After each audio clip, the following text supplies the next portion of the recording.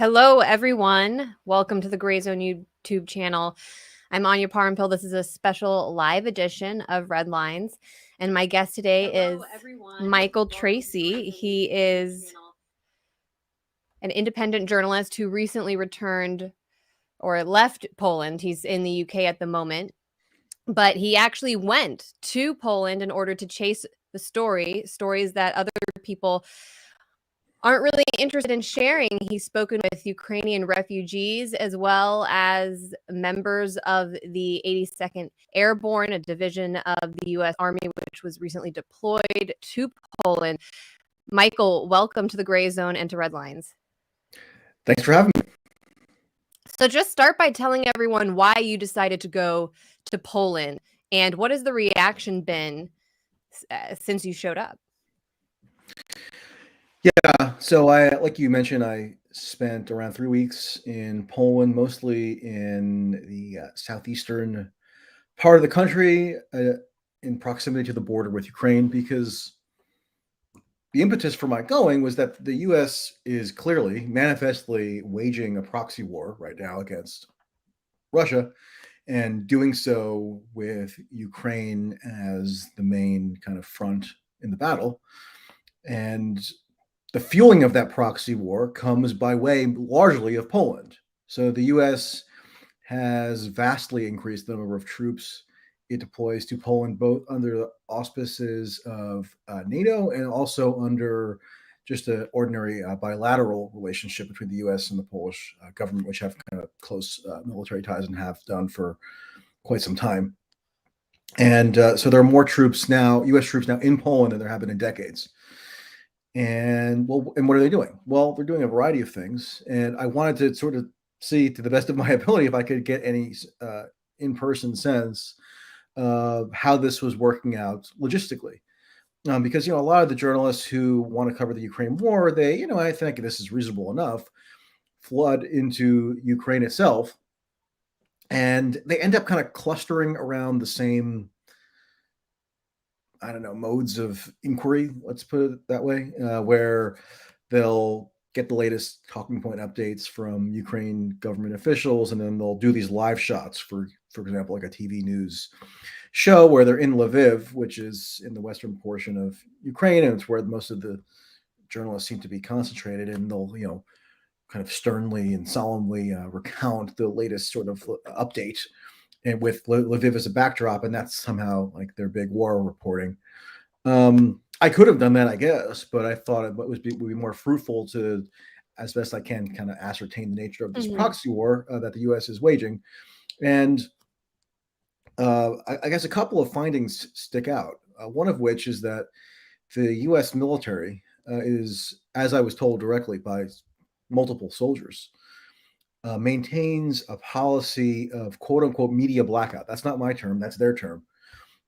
In terms of the access they're providing to journalists to their facilities. Now, if there was no media blackout and they were providing access, a lot of that access would be granted to preferred friendly journalists anyway, right? So they would allow certain journalists, say from NBC or Fox or New York Times or Reuters or something, to take a kind of choreographed tour of these new installations that have been built up around Poland. And so there would be a lot of distortion and propaganda associated with that coverage. But they're not even doing that. They're not even allowing friendly, favorably disposed journalists to get any kind of firsthand look at what the U.S. military is doing here. And this is not only me reporting. I mean, go look at what journalists from places like these kind of military trade publications like military.com, Defense One. These are publications that cover, like, are in the sort of part and parcel with the defense industry.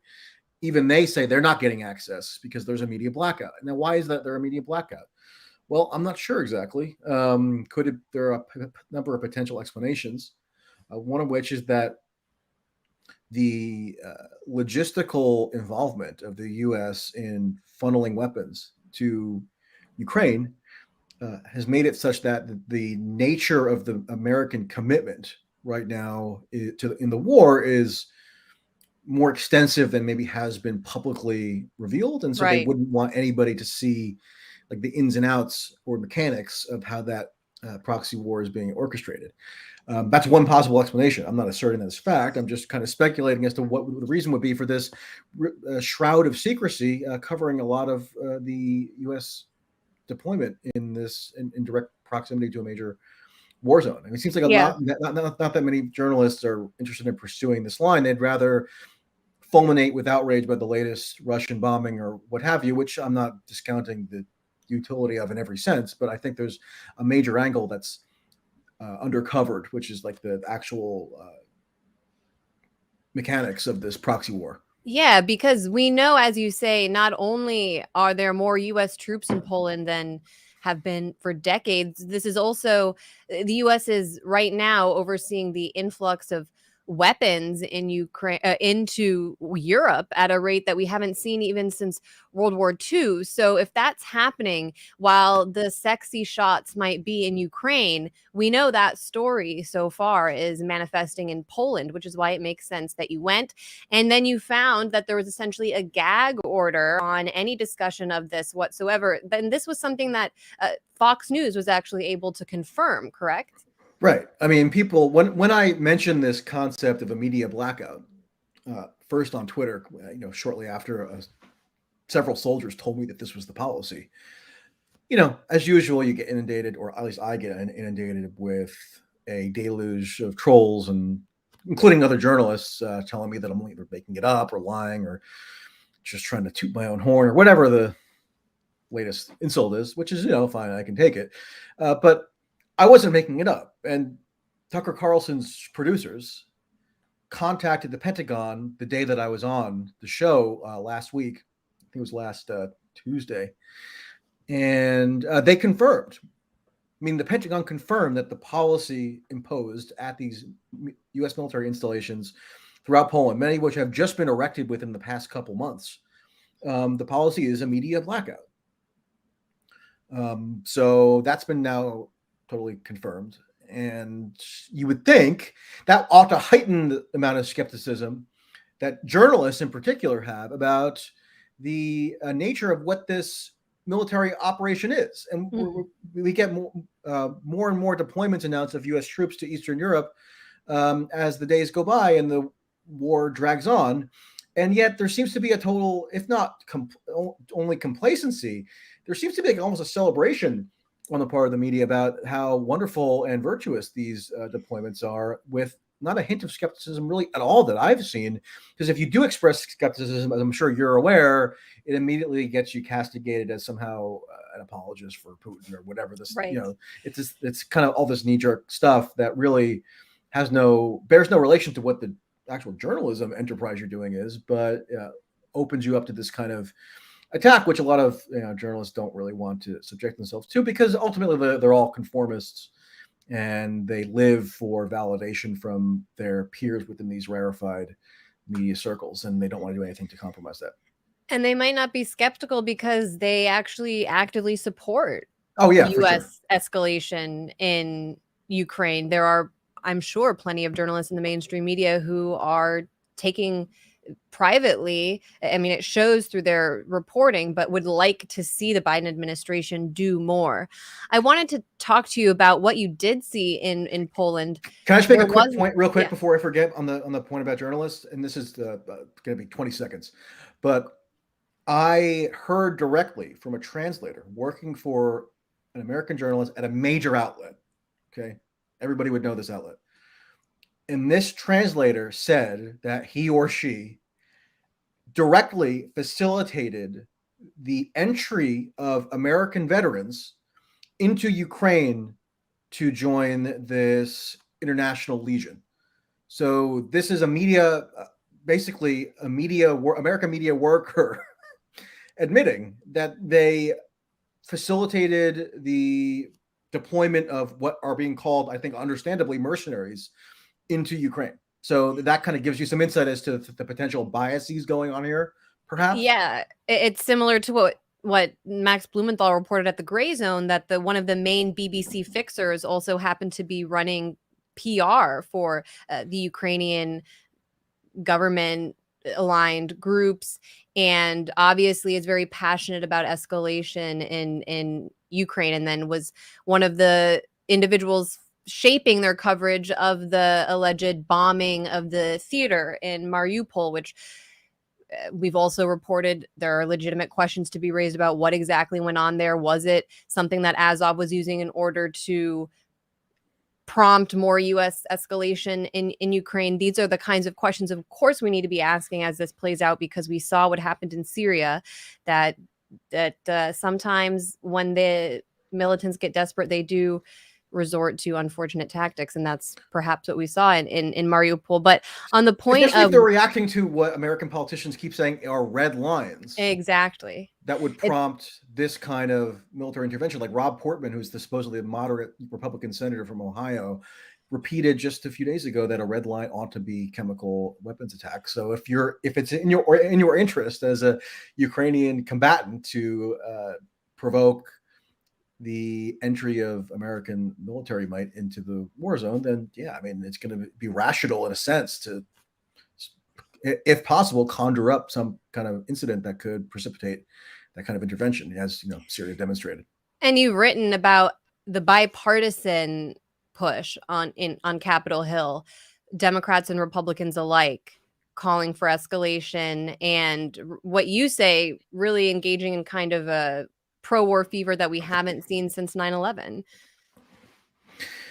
Yeah, I mean, I think, well, the New York Times triumphantly reported, I think it was last week, that politicians in Washington are in this like joyous spell because the level of unity that they're experiencing isn't like anything since 9/11. And I don't know, I think the lesson of the post 9/11 period doesn't necessarily indicate that sort of unity yields the most positive policy outcomes, but the New York Times thinks it's just wonderful. And this needs to be preserved and held on to as like this really ennobling kind of unifying impulse on the part of the American political class to do what? Well, of course, it's for a pro-war end, which is to facilitate and exacerbate warfare in Ukraine. I mean, Biden's demand on Saturday, this past weekend, for regime change, his call for Putin to essentially be ousted from power, is totally consistent with what U.S. policy is oriented towards. So if this was just a matter of Biden, whether it was a scripted remark or not, I mean, I don't think there's really any evidence that it was somehow unscripted or ad-libbed. This was Biden delivering a formal speech at over the course of his most significant foreign trip yet as president in a capital of Poland, in Warsaw, Poland, which is like the key ally of the U.S. in enabling the facilitation of this proxy war. It sure seemed like he was reading off something to me when he made that final kind of climactic call for the ouster of Putin. But even if he wasn't, it doesn't particularly matter, because it's an obvious reflection of what U.S. policy is kind of geared toward right now, which is ultimately the collapse of the Russian state. And that's what the sanctions are intended to do. The UK Prime Minister's spokesperson, right after the invasion was launched, gave a statement admitting that the purpose of the sanctions was to oust Putin and inflict enough pain upon Russian civilians that they will somehow magically vindicate American desires for regime change. Yeah, this is the first time that I'm hearing high-level politicians such as Nancy Pelosi, former Secretary of State Hillary Clinton, actually admit that that's the goal of sanctions. They used to deny. They always say, oh, sanctions target individuals in the government. They're not designed to hurt the population. But across the board now, we're actually hearing them admit that these sanctions are designed to cause suffering among the Russian people. I think we have that clip in case people missed it. Power. For God's sake, this man cannot remain power. God bless you all, and may God defend our freedom, and may God protect our troops. It's the will of God. It seems kind of theocratic to me, actually. Yeah, and it was the closing of his address. He was really riled up in that moment, and so it's just amazing to watch U.S. officials scramble to now say that, oh, that wasn't really what the president meant. But I wanted to transition and really focus on what you saw in Poland, because your articles have been really great and really just well written, I should say, when you're speaking with soldiers and speaking with the refugees that you met, the Ukrainian refugees in Poland. Let's start with the U.S. 82nd Airborne recently deployed to Poland. You had the chance to walk among them in the streets and see firsthand their conditions and their mindset.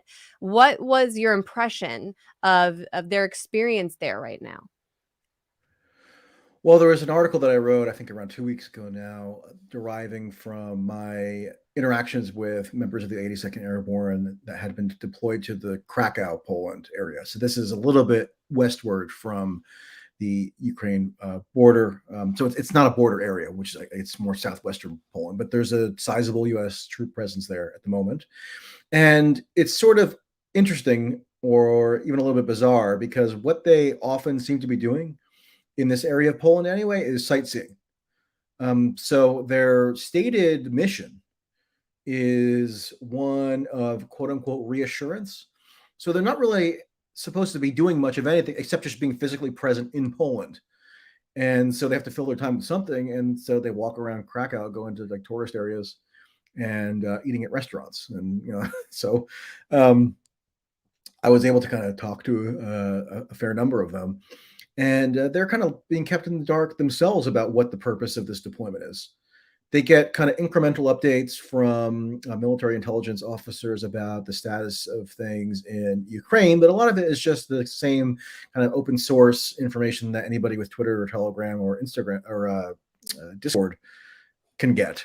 So it's not like they're being fed high level info.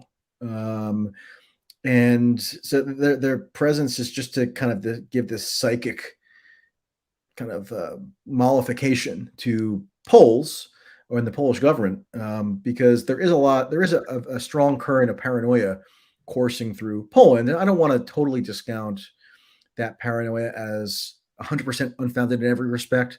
I mean, this is a country, Poland, that was largely destroyed in World War II and then under the thumb of the Soviet Union for decades. And, I think they have fears and anxieties that a lot of Americans probably can't themselves really identify with. But at the same time, you talk to people throughout Poland, and it's interesting. The number one response that I would get from younger people, younger Poles, when I ask, like, just what do they think about the war situation? What do they think the proper response should be from their government? They just don't want to talk about it. I mean, they kind of want to just block it out of their minds and pretend it's not happening, because they don't even want to contemplate the potential enormity of what could potentially be coming for Poland, because it keeps getting prophesied that Poland is next in line for invasion. Right. Meaning Putin's not going to stop at Ukraine. He's going to go Moldova or Baltics and eventually to Poland. And, I don't want to make a prediction about anything, but I don't see a whole lot of basis for that belief, at least at the moment. I mean, it's possible, but the certitude with which a lot of Poles express their conviction that this is an inevitability if Putin is not, quote, stopped in Ukraine, it doesn't always strike you as particularly well founded. And it's interesting because me being in Poland, there were some Poles who agree with my general outlook on this situation. They're in the extreme minority, but they do exist. And so I met separately with a right-wing politician and a left-wing activist figure who was affiliated with one of the left-wing parties. And it was sort of interesting because they both use the same exact word to describe to me their impression of what the Polish populace is sort of encumbered by at the moment. And they both use the word madness. They say it's just total, extreme, almost unfathomable madness what Poland is thinking at the moment in terms of their belief that they could potentially exert some sort of new Polish foreign policy might and get involved in Ukraine in some sense, even if it means, there's every couple of days there seems to be a new proposal floated by Polish government officials about some sort of peacekeeping mission in Ukraine. And then, if you look at the at least superficial reporting on it. It gets bucked by the Biden administration, whether it's this transfer of MiG jets that was scuttled, or just last week there was a proposal from the head of the ruling Conservative Party to do this peacekeeping humanitarian corridor mission, and that doesn't seem to have been endorsed by the American government either. But anyway, so there's this need for some kind of psychic reassurance, right? According to American government officials, and that's why a pretty significant cross section of these U.S. troops are there. They're just hanging out, which is bizarre. But then when you get closer to the Ukraine border, that's where the secrecy ramps up, right? That's where there's a much more stringent prohibition on any engagement with media. That's where the soldiers have a much tighter lid on them to prevent them from providing any kind of, OPSEC details, even though OPSEC doesn't seem to really exist that much anymore because everybody can put out their own intelligence in a self-published fashion whenever they want. But it's interesting because these supply lines going from Poland into Ukraine are really the creation of the U.S. I mean, the U.S. are the ones that are running this airport. That's kind of like Ramstein 2.0. Ramstein is like it's the U.S. military base in Germany, air base, and they've put like a mini version of that in southeastern Poland, like just maybe 60 miles or so from the border, and all day long there are these jets flying in under the NATO aegis into this airport, and the U.S. runs this facility. I mean, they set up inside. This is where Biden visited a couple of days ago, and when he was having some kind of colloquy with the troops and said, "Oh, maybe you're going to go into Ukraine." I mean, I'm paraphrasing. I think we have that clip. I just want to play it because I first saw it when you tweeted it out, and I do think it's worth listening to if we can pull that up.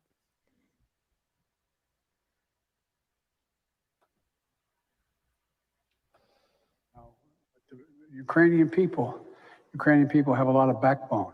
They have a lot of guts, and I'm sure you're observing it. And I don't mean just the military, which is we've been trained in since back when Russia moved into in the southeast Ukraine, but also the average citizen. Look at how they're stepping up. Look at how they're stepping up. And you're going to see when you're there, and some of you have been there. You're going to see women, young people stand in the middle in front of a damn tank, just saying, "I'm not leaving. I'm holding my ground." They're incredible, but they take a lot of inspiration from us. And a woman who just died, the Secretary of State, used to have an expression. She said, "We are the essential nation." It sounds like a bit of hyperbole, but the truth of the matter is, you are the organizing principle around which the rest of the free world is moving. So what do you think was going on there, Michael? Did he just slip up? Because there were some major implications to what he said there. Or does he know something that we don't know? Well, what does "you're going to see when you're there" mean? I mean, unless we're just assuming that he's totally mentally incompetent, in which case he should either be removed from office using the 25th Amendment, or it should be demanded that he resign. Remember, there was always these calls for Trump to resign because he was supposedly mentally incapacitated, or maybe incapacitated by his collusive relationship with Russia.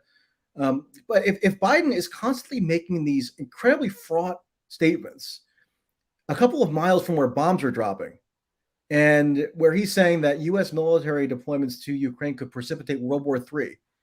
And he's saying that there's a plan of some kind, where he's appearing to allude to the existence of a plan to deploy U.S. troops, boots on the ground, into Ukraine. What are we to make of that? I mean, I don't know what the situation is. Maybe he screwed up and he's just screwing up, 12 times a day. Including give with you much the confidence. Putin can't remain in power. Right. Which I don't came back to back.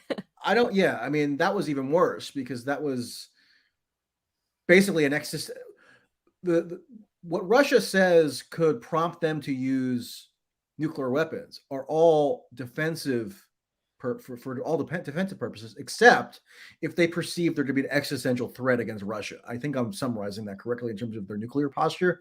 And what is an existential threat to Russia if not the U.S. president going to Poland and demanding that the president of Russia be forcibly removed from power, or at least appearing to call for that pretty explicitly? Well, even before he made that statement, all throughout his speech, he was saying, we stand with the Russian people. He was giving the kind of message to the segment of the population that they would like to see overthrow Putin, that the U.S. stands with them. It's very clear, even though he didn't explicitly state it to the end, that was a core message in the speech.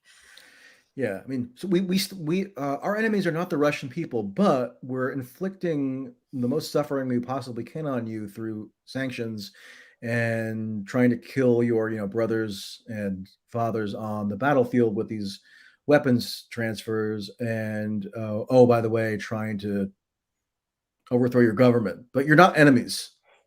That's the logic, right? So I don't know if Biden screwed up when he said that, and that was at this airport in Yeshiv, where Biden was making this appearance. And that's one of these places where you can't get any media access to. Not even the hand-picked, kind of sycophantic journalists can get media access to these places. So we only can rely on government press releases and kind of Pentagon say-so to have any sense of what is going on at these facilities.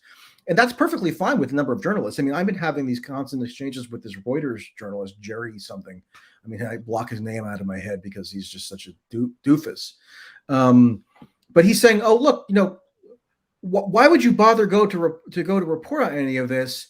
The Pentagon themselves are putting out press releases where they explain what U.S. troops are doing in Poland. So that should be satisfactory, right?" Right. I mean, there are journalists who legitimately, explicitly, yet unabashedly think that it's sufficient to just have the Pentagon occasionally give like a few sentences of an explanation for what the U.S. troops are doing in this region. And if Biden is saying, is at least appearing to say that there's this troop deployment coming, or maybe in the works, or has already happened, who knows? The point is, we can't get any independent corroboration of much of anything because of this intensive and deliberate imposition of secrecy that journalists don't seem to care about, because they're just rooting for the glorious triumph of Ukraine, which I guess is their right, but they shouldn't lecture others who maybe want a bit more of an empirical assessment of like what the nature of this war effort really is. How were U.S. soldiers received in Poland? You write about how they interacted with the public there, and you already have mentioned that a lot of the public in Poland is very, you could say, pro-U.S. intervention in Ukraine. But what did you see, or what did you hear from them? Well, what they told me, I mean, what a unit of soldiers who I talked to pretty extensively all unanimously told me is that they are viewed overwhelmingly favorably. I don't think there's any use obscuring that. I mean, I think the Polish people, by and large, are happy with them there and want them there. And it sort of serves a dual purpose, because while a lot of Poles have this desire to be more assertive against Russia and to, maybe even fight Russia and Ukraine or what have you, they're still apprehensive about the Polish military itself doing that. And they'd much rather the U.S. just do it on their behalf, right? Of course, which is not surprising, because the U.S.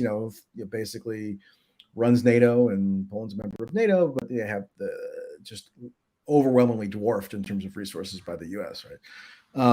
So they have a very friendly attitude toward U.S. Soldiers in their country, even though it's kind of creepy and dystopian, because you go to Krakow, which is ordinarily a very placid city, and the mission apparently of U.S. troops is just stride around and and eat pierogies, you said, which are no longer considered Russian.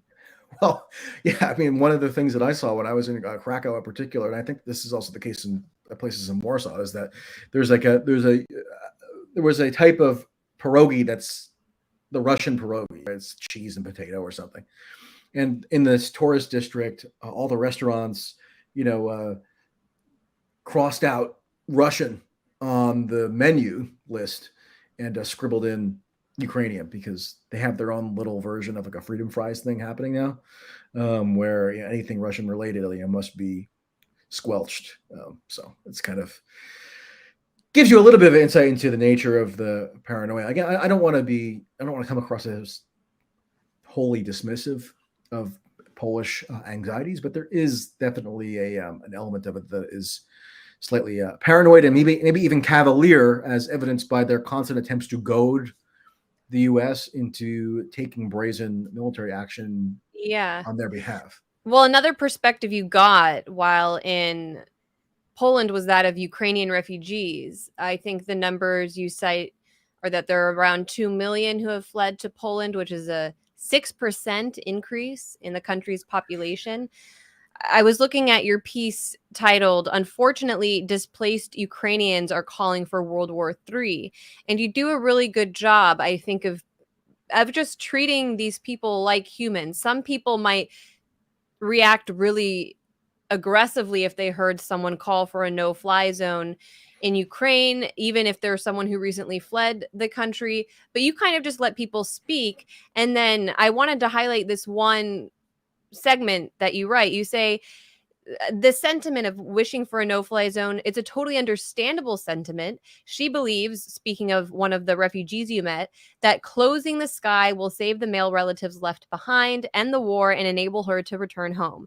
But she had little concept of what a no-fly zone really is, how it would be executed, or even that it would involve military action. And that's not her fault at all. She's just gone through a harrowing 3 weeks. Anyone who's forced to flee their home and traverse a war zone would justifiably be more preoccupied with their own family's welfare than the details of theoretical military strategy. And you essentially place the blame at Zelenskyy for making Ukrainians believe that this is actually the way for peace, to actively call for World War III. What more can you tell us about your experience interacting with Ukrainian refugees? Yeah, with the exception of one woman, and they are almost entirely women that I spoke to, because men are conscripted in Ukraine.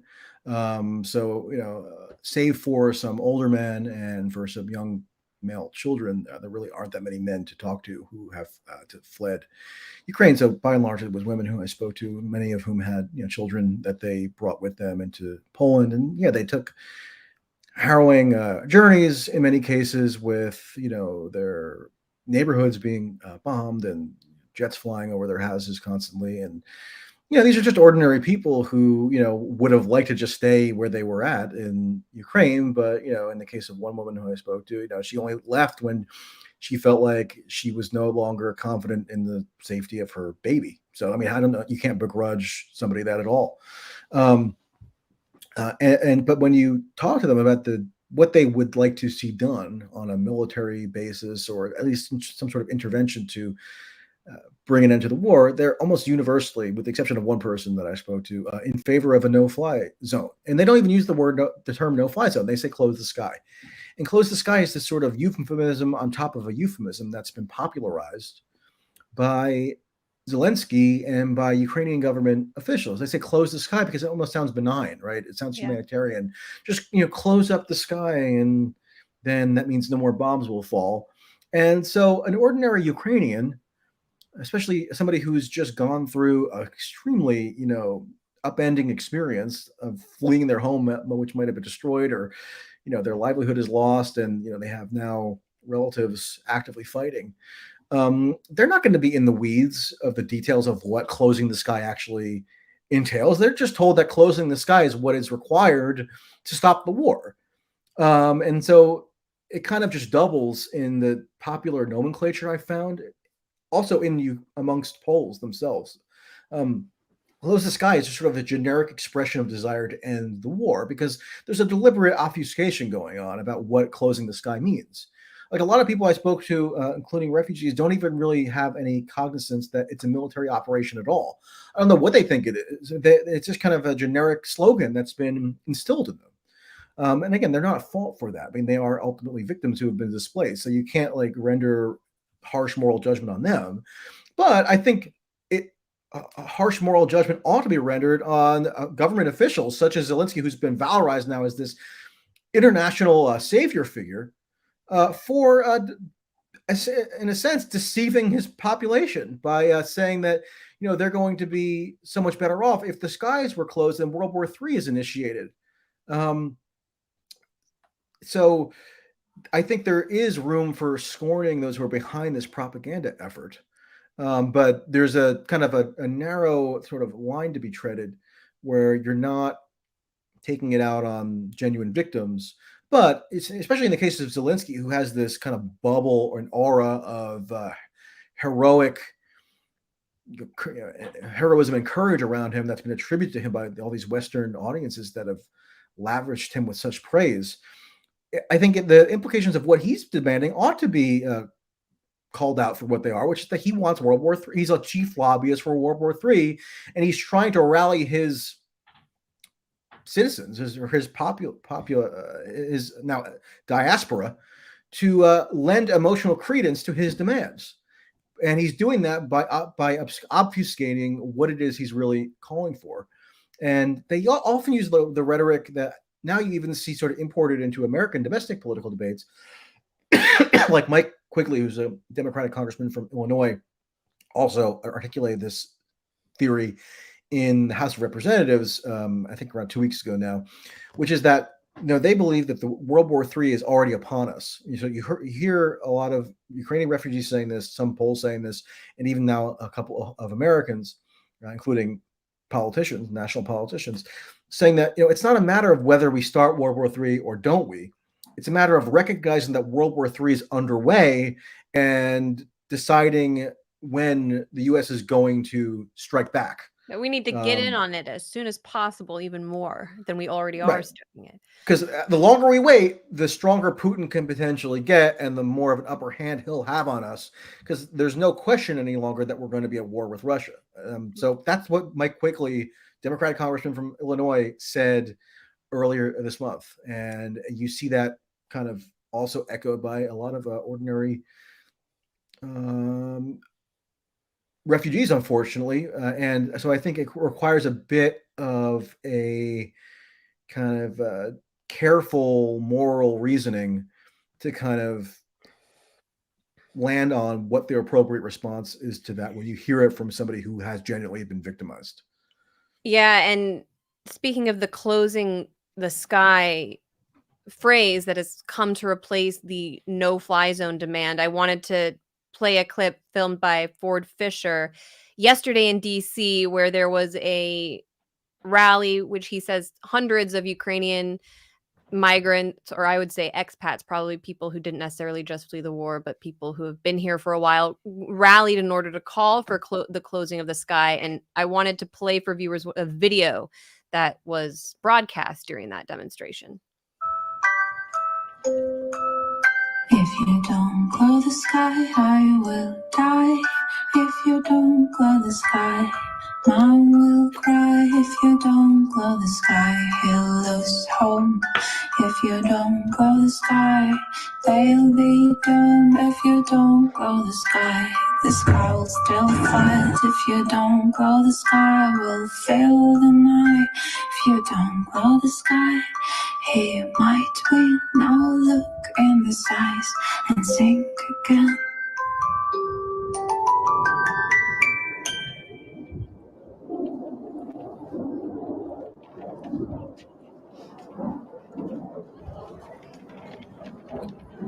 I would like to invite to the stage Bill Crystal, who is the founding director of Defending Democracy Together. And now let's turn it over to Bill Crystal. That to me just summarized that video was haunting, very disturbing. Do you know who the musical artist was, by the way? I'm sort of curious. No idea. No, I would like to find out. But it's obviously very manipulative propaganda. And the fact that it immediately turns from feel really bad for these children, take this action to help them. Now let's speak to one of the major architects of the Iraq War, one of the most pro-war and neoconservative pundits of his generation, Bill Crystal. I just thought that encapsulated the tension of the close the sky narrative and what they're really calling for so well. Bill Crystal, pioneer of regime change as like the operative guiding principle of U.S. foreign policy in the 90s, famously wrote a manifesto with Robert Kagan, where he even had the gumption to call for regime change in Beijing. So Robert that Kagan, kind of, the wife of Victoria Nuland, right, currently overseeing Biden-Ukraine policy. I think one thing to Or the note husband, I should say. Yeah. There's as much as the people who are displaced from Ukraine are owed sympathy and genuinely ought to be granted sympathy, it still is the case that there's been a huge outpouring of resources to help them. When I traveled from Poland to Brussels, because I attempted to go to the NATO summit this past week, but was rejected by apparently the Belgian Ministry of Defense.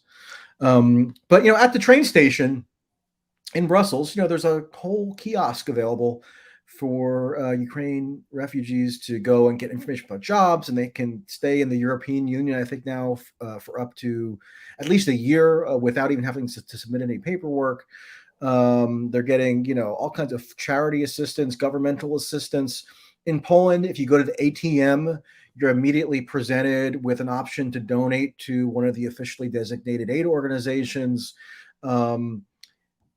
This is something you show in your article. You actually show a picture of the ATM screen, and where it gives you options, check your balance, your savings. There's also just a Ukrainian flag, and it's like, donate here. So there's an enormous outpouring of assistance to these displaced people, to the point where now I think it's justified to question how that money is being spent and what actors the money is actually being funneled to. Because in another Substack, for example, I recount an encounter I had with a gentleman who I happened to hear yapping on the phone loudly in Rzeszów. And he was bragging with one of his colleagues about how connected he is to special forces, how he's trying to get air cargo lifted into Ukraine from Canada somehow. I went and tried to interview him. He wouldn't give me his name or affiliations. I don't know who the guy is, and I'm not stating anything as fact as for what he told me. I'm just relaying what I happened to experience. And I knew that a very intense familiarity with the Department of Defense procurement process, and had a lot of intensive knowledge about the supply lines coming in and out of Poland into Ukraine. And he told me, and despite his additional claim that he had a direct line to the Ukrainian military's general staff, he claimed that he was just involved in humanitarian aid. Oh, right. Mm-hmm. Even though I also heard him saying that he's trying to get these giant shipments of body armor into Ukraine, et cetera, et cetera. So, there's a lot of people who can say that they're doing stuff under the auspices of humanitarian aid who might not be the most above board moral characters. But given the need, and I think there is a genuine need to deploy humanitarian resources, they're able to kind of finagle into this whole kind of financial network now that's been established and use it for their own designs. And this is something that goes back even to the Contra War, when Elliot Abrams oversaw the shipment of weapons to the Contras under the guise of humanitarian aid. Again, in Venezuela. Also in 2019, in 2019 in Venezuela, that was the same cover story. And in Syria as well, a lot of the aspects of the dirty war were conducted under the auspice of providing humanitarian aid. And you have all of these shady characters, likely people with, or usually people with former military and intelligence training, who are now private contractors who kind of act as the go-between. And that's exactly, I think, what you were getting at. That's what's happening in Poland. And we're not allowed to find out anything about it. You're really the one who's come closest to cracking any of that. So I wonder when we'll ever get the true information out. But Michael, what about your experience trying to cover NATO? I was going to ask you about that as well. Yeah, so there was an extraordinary summit announced, like 2 weeks ago now or something. And who decides when a summit is extraordinary at NATO? I'm not sure. It seems like a way to puff themselves up and inflate their self-importance. But I went through the because I just wanted to test out and see what would happen if I went through the ordinary accreditation process at NATO. So I write for this outlet called Unheard. It's this UK media organization, and I had them write out a formal letter of editorial authorization to me to submit to NATO, along with my passport information and all that. And I got an email a couple of days later, the following Monday. So the summit was this past Thursday. And then I got an email the previous Monday saying, I'm sorry, due to space limitations, we simply cannot accommodate you. Now, bear in mind, NATO just opened up a brand spanking new headquarters in Brussels in 2018. That is something like 2.4 million square feet, which the U.S. largely underwrote because the U.S. pays for most of what goes on with NATO.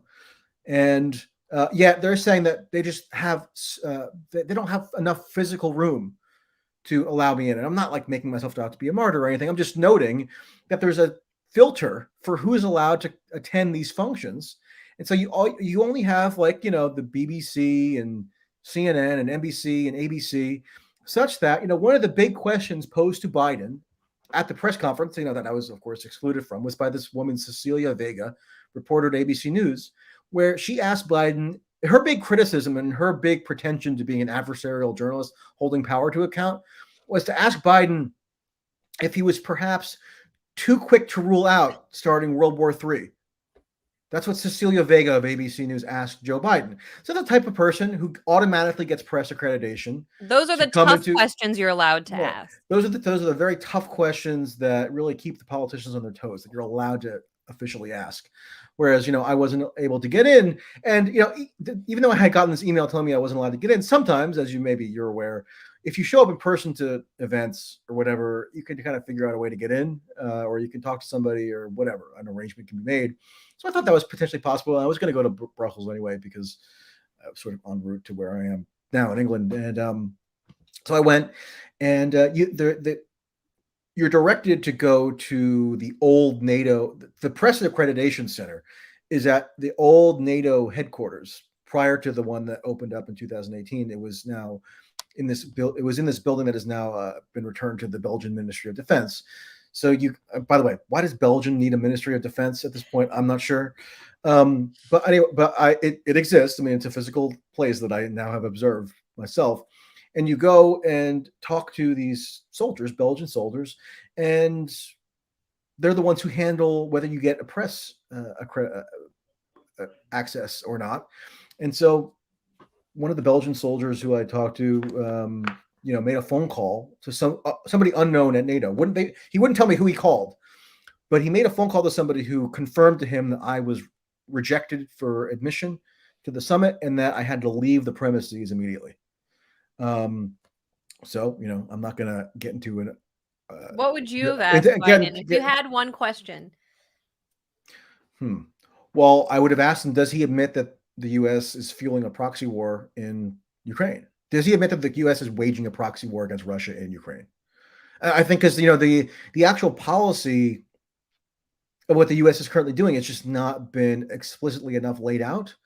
And this is not like a conspiratorial or extreme view. Leon Panetta, it's interesting because, Media Matters, they follow me very closely now because they're, holding power to account by looking at my Twitter feed.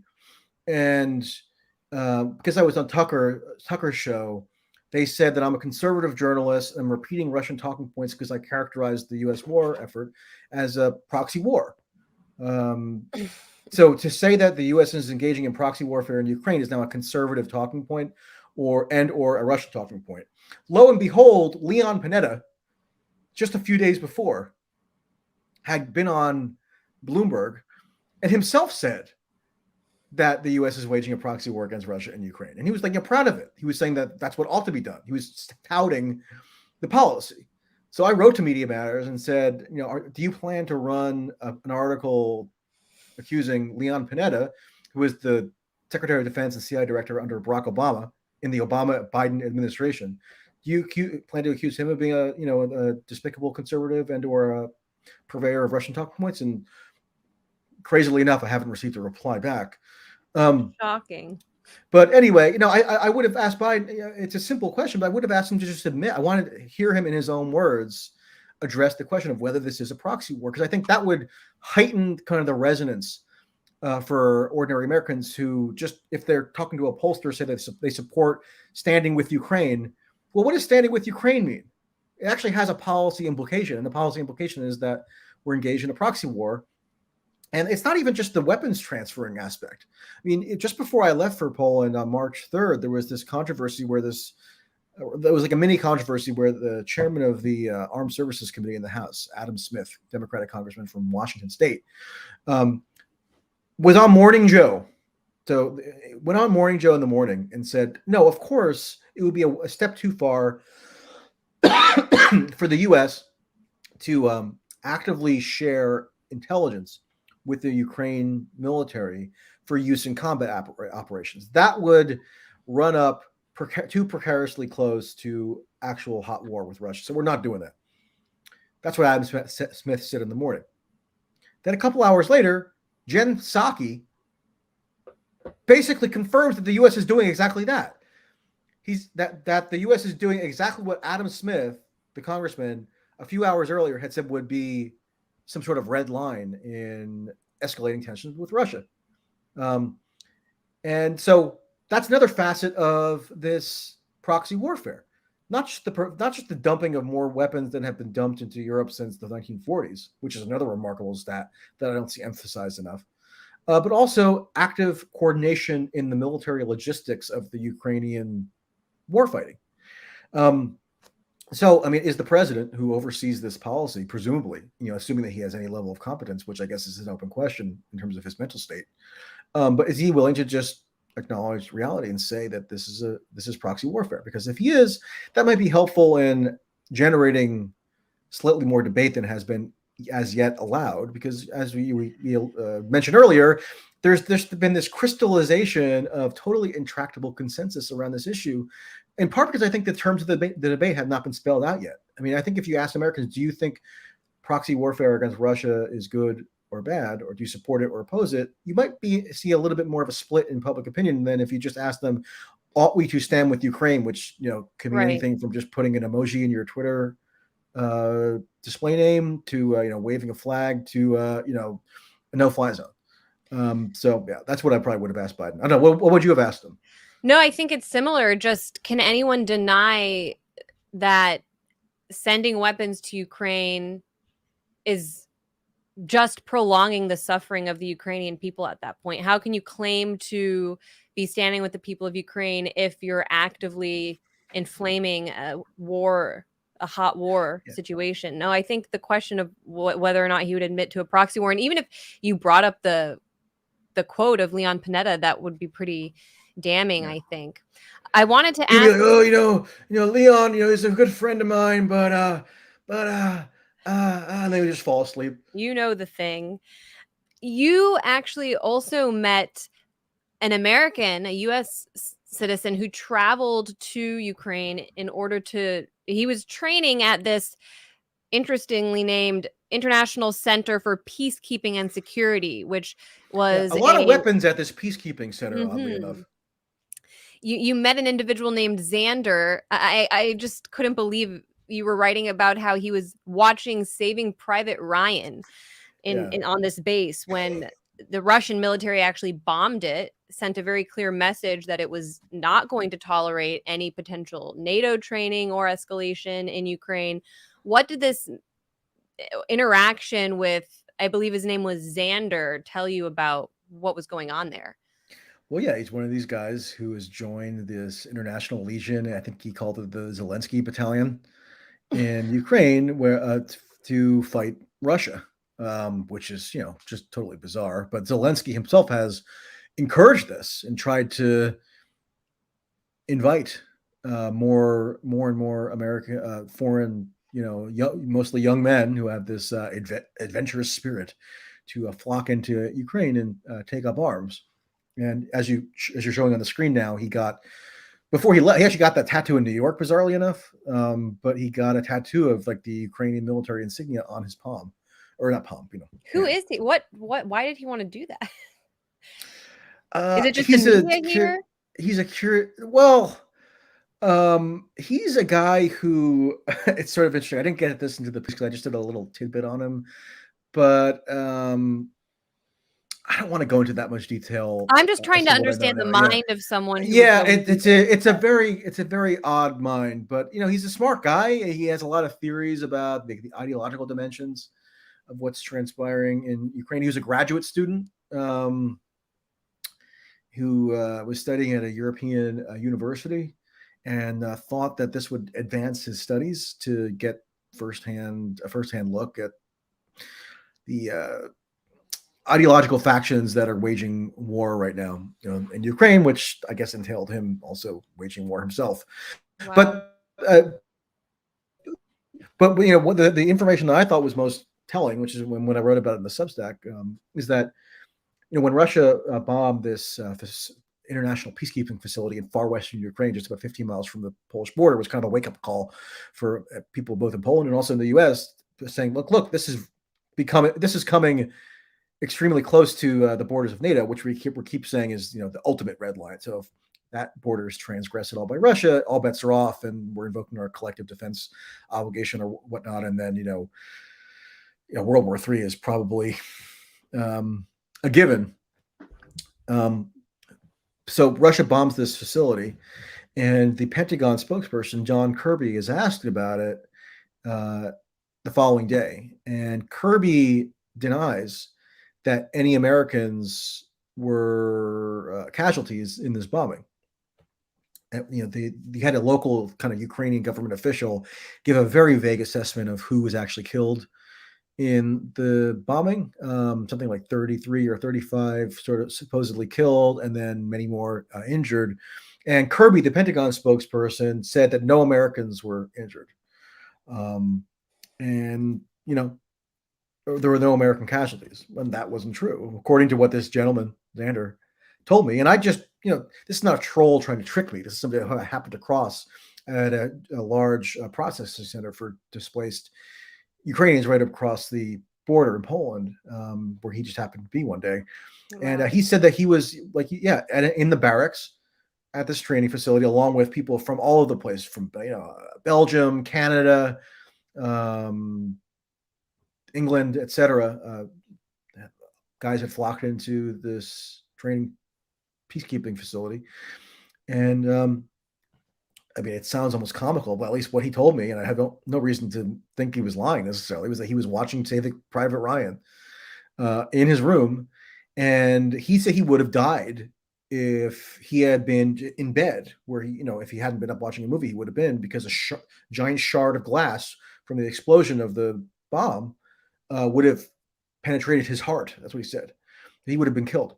But he did get injured because of the explosions of the glass, and he had to, get his bearings, and he had, wounds on his other hand and his arm. Not life-threatening injuries, but still injuries. So he was a casualty in a technical sense, and that's totally runs contrary to what the Pentagon spokesperson said. So either they're actively obfuscating at the Pentagon, which of course wouldn't be beyond them, or they're just have totally lost control of this infusion of foreign fighters into Ukraine, which as you probably know, the Russian government, including Putin himself, says that they're not treating any of these foreign military personnel as prisoners of war if they're captured. They're being treated as criminals and terrorists. So they're not afforded with any kind of Geneva Convention protections, at least according to Russia. And that was what the point of the Yavoriv bombing was, to show that, apparently Russia's not taking lightly the presence of these foreign fighters in the country. Yeah, and it was an American casualty. What were they really doing at that base? Well, they say they were training. I mean, this person, Xander, speculated to me that in addition to sending a message about the unfriendly attitude that Russia's taking toward these foreign fighters, the bombing was also an attempt to disrupt supply lines. And what I heard from somebody else is that it wasn't a direct kind of repository of any supply line necessarily, but it was a staging area for where munitions were being assembled, because it was like, it's a training facility where you practice with your small arms gunfire and so on and so forth. So it did disrupt the supply line in a sense. So yeah, I think they were training, but it's kind of a ramshackle group as far as I can tell. I mean, it's maybe seems a bit more impressive than it really is, just by the name, Legion or Battalion or something, because that's just something that guys like on Reddit invented. Right. So it's not like they're leading the benighted Ukrainians to victory anytime soon. But it is such an important story you tell there with that interview, and just again shows why it was so. Yeah, important.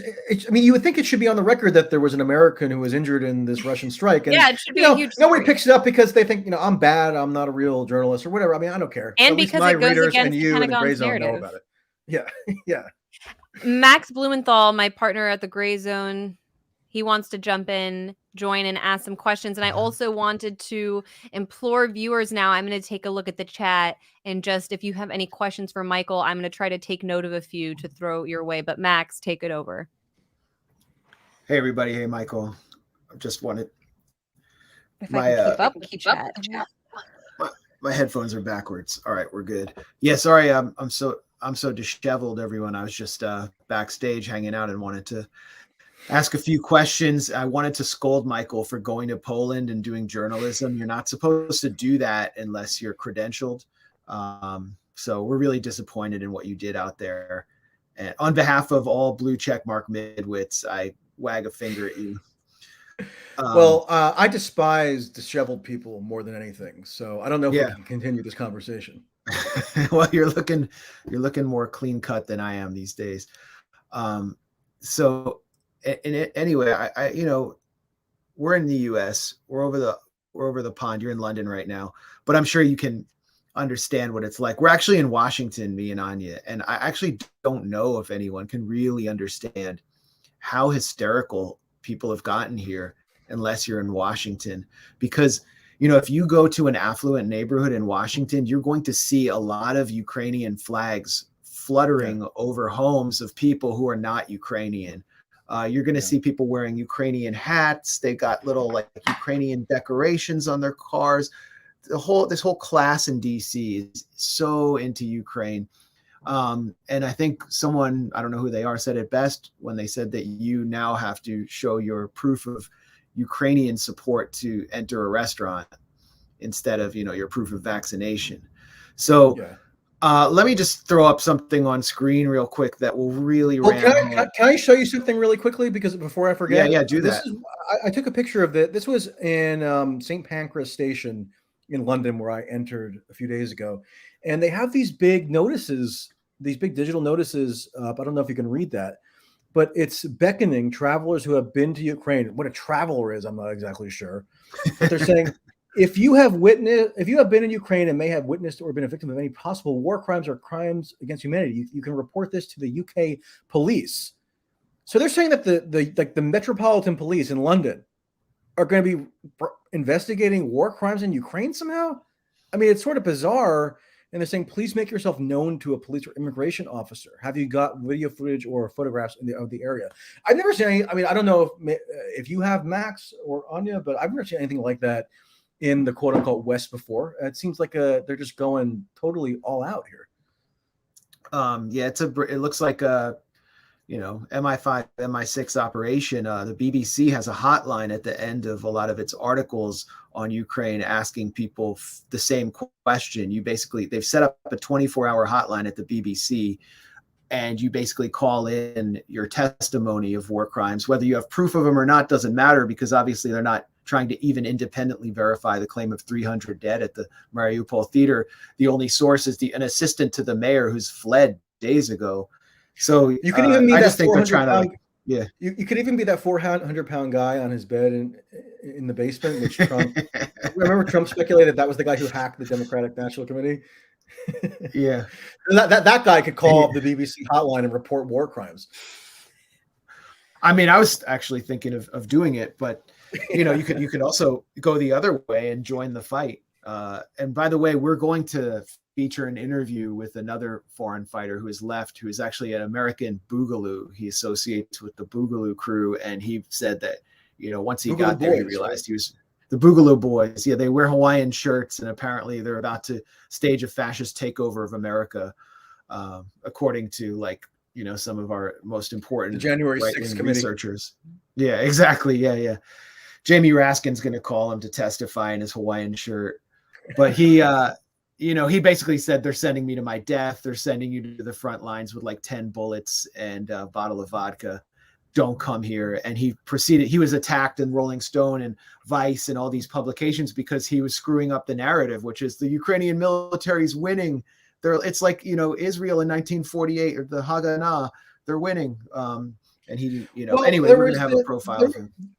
Well, there was this guy, it's James Vasquez, I think, who that's shady has a Twitter as hell. account as of February, I think, of this year. I mean, don't trust anybody. You should be reflexively distrustful of anybody who just coincidentally decided to create a Twitter account in February or March of 2020. But anyway, this guy, James Vasquez, I mean, look it up, J.M. Vasquez, 1974 on Twitter. He's he's saying, look, we're in dire need of proper combat gear. So he's one of these, he's an American guy. He's posting these, Twitter videos of himself narrating urban warfare that he's supposedly partaking in. But he's saying that we don't even have, lots of our guys don't even have Kevlar helmets. We don't have proper combat gear. And so Twitter is allowing him to just crowdfund basically an arms trafficking program, and nobody objects, even though Twitter has supposedly all these strenuous policies against the promotion of violence, which of course nobody ever thought, or should have thought anyway, that those were going to be applied at all equitably, despite their pretension to being big into equity. Yeah. It's been a crazy day. But I shit you not, I just stole a 50 caliber machine gun off of a tank, and I did it with a Leatherman. Given to me by Chuck from Connecticut. Peace, Chuck. Yeah, and you look at him, he's really clean cut, and his uniform is clean, but he always says he's been out in the field all day, but never says what he was doing. Here's him asking for Kevlar vests, Kevlar helmets, rails, sight scopes. And then he, there's another video where he said he took out 7 Russian tanks. I don't know where this is coming from. Maybe the Russians are that bad, and this dude is like Rambo. And somehow it's okay with the terms of service of Venmo and PayPal to just be flooding this guy with tens of thousands of dollars to make arms purchases somehow, or he's getting, supplies from somebody in Connecticut. It's just what? I mean, who is monitoring any of this? And it goes back to the question of what's going on with the dirty war and what kind of shady characters are getting involved. What is this guy's background? And it's very, I think, related to the kind of conversations you overheard in your hotel in Poland. Yeah. Well, yeah. I mean, it's again, if you want to meet some of the sketchiest profiteers and spooks who exist anywhere in the world right now, go to Yeshiv, Poland. And I in particular recommend the Hilton Garden Inn, where on any given day you can see Pentagon civilian contractors mingling with these guys who run private firms that were just somehow founded in the past month or two to help facilitate the American war effort, but then when questioned by a journalist, won't reveal anything about their identity or what their firm is, what the nature of their benevolent humanitarian mission is. I mean, that was bizarre, right? Because this guy claims that he's working on humanitarian aid in Ukraine, and yet he's intensely resistant to giving any information about this, incredibly generous humanitarian mission. Yeah, it almost makes you sort of question whether he's being fully forthright about. We're witnessing one of the biggest grifts and transfers of dark money into the hands of war profiteers in recent history. The Oscars was calling for people to donate.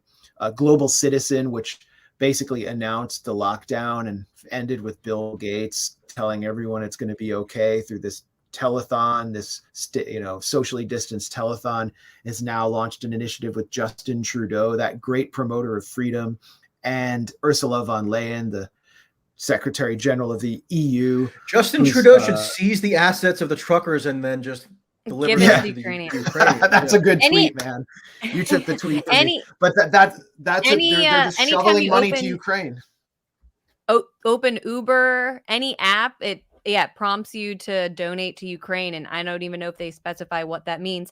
I wanted to ask a question. Oh, go ahead, Michael. Well, yeah, we talked about it earlier, but like it's even integrated into the banking system of Poland right now. I mean, in order to make any ATM transaction, you're presented with the option of giving money to Ukraine. I would even go to like supermarkets, and on every little checkout kiosk, there's a notice for how you can give a portion of your bill to Ukraine. It's just like, has anybody vetted what these organizations are doing? Like, I mean, it's a giant transfer of wealth right now into a famously unregulated market. Yeah, it's, donate your Happy Meal to an Azov fighter in need. We can have Sally's. Or at the, I tweeted a picture. And it's also interesting. I met this guy who was contacted me while I was in Yeshiv, and he said that he was a reasonable guy who he just said he had followed me for years and wanted to meet. So I took the risk and met the guy, right? And he said he came to Poland because his girlfriend was Ukrainian, and so he wanted to see if he could help out in he was genuinely interested in doing some kind of humanitarian task in Poland to help with the influx of these displaced Ukrainians, right? And he went around to all the aid organizations in the area, and there are these giant processing centers where there are a lot of people there that need assistance. But none of these NGOs and none of these nonprofits had any work available for him to do. Like there was a surplus of manpower in amongst these aid organizations at like ground zero for where you would expect the need to be most pressing.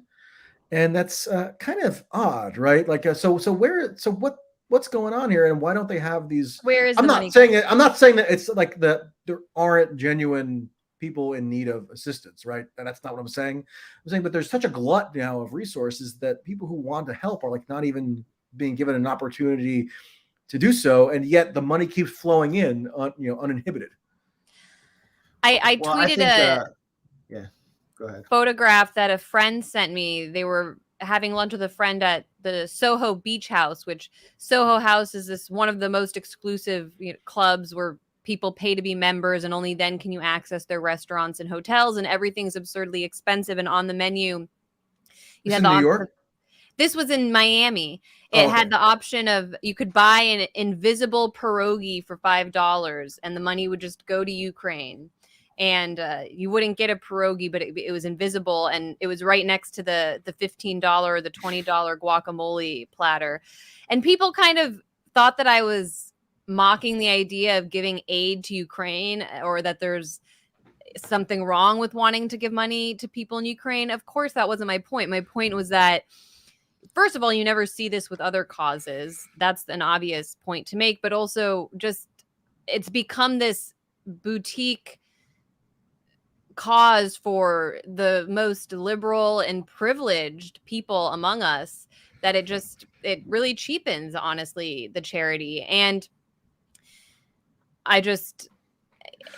here's another place that your money's going to, because Max, I know you wrote about, or you mentioned this maybe on Twitter or someplace else, but this celebrity chef Jose Andres has this organization called World Central Kitchen, right? Yeah. And because I'm a professional eavesdropper, I was eavesdropping on a fairly senior official at this World Central Kitchen in Yeshiv, talking about what their operations are in Ukraine right now, because they're supposedly on the front lines. And they were saying that they have this very elaborate security operation run by who else but former American Special Forces guys, who are, just, again, doing this pure-hearted humanitarian aid mission. So that your money, when you donate to these humanitarian initiatives, is also going to those guys who have to provide a lot of supposed security, so these meal kits can be. Biden actually shouted out Jose Andres in and Warsaw, World right? Central Kitchen during his speech. It's part of an intelligence operation. It's very clear. If you look at what the U.S. was doing, U.S. intelligence working through USAID in Pakistan to try to locate bin Laden and track down al-Qaeda chieftains, it was running a fake vaccination campaign against polio, which actually was discrediting polio vaccination. And the whole point was to get people in, draw them in. Yeah, they were the ultimate anti-vaxxers. I mean, we should censor them for censor the CIA for COVID disinformation. But they were just drawing people in and registering them. And one way to draw people in is with health services. Another way is with food. And so they're getting refugees in one place. They're getting access to populations. And Jose Andres, he's like a great, front man for the whole thing. But in Washington, he helped support this kitchen. I'll put it up on screen. Alex Rubinstein wrote about it. That lobbyist named Peter Schechter sponsored, and Schechter was, basically running kind of private. He was out, sort of an outsourced firm doing troll farms to run regime change operations in Latin America. A big supporter, and he invested his money into this restaurant in DC. I'll pull it up in a second. But he's been a longtime partner of Jose Andres. They're involved in these kinds of things around the world. It's explicitly political, and Jose Andres pretends that there's no involvement at all with any political entity or the military intelligence apparatus. I mean, that's my take on it. But I guess the point I would add is that whether or not these aid organizations have an express political agenda, and I think you're right that they often do. I mean, there's some intentionality behind where they choose to deploy resources and where they don't. But setting that aside, they also, by necessity or even just by sheer opportunism, whenever they're going into a place, say like Ukraine, have to bring with them a whole apparatus of so-called security experts who are basically part and parcel with the military industrial complex. I mean, these guys live for business opportunities where they can flaunt their expertise in navigating through a war zone to provide security services. And so that when the average Joe who thinks that they're just standing with Ukraine and therefore are giving money to one of these officially designated aid organizations, I mean, they really think that $20 that you're giving is just $20 to ladle soup into a bowl. No, it's like a lot of it's going to some of the most shady characters on earth who are operating under the kind of pretext of just security services, of gastro advocacy.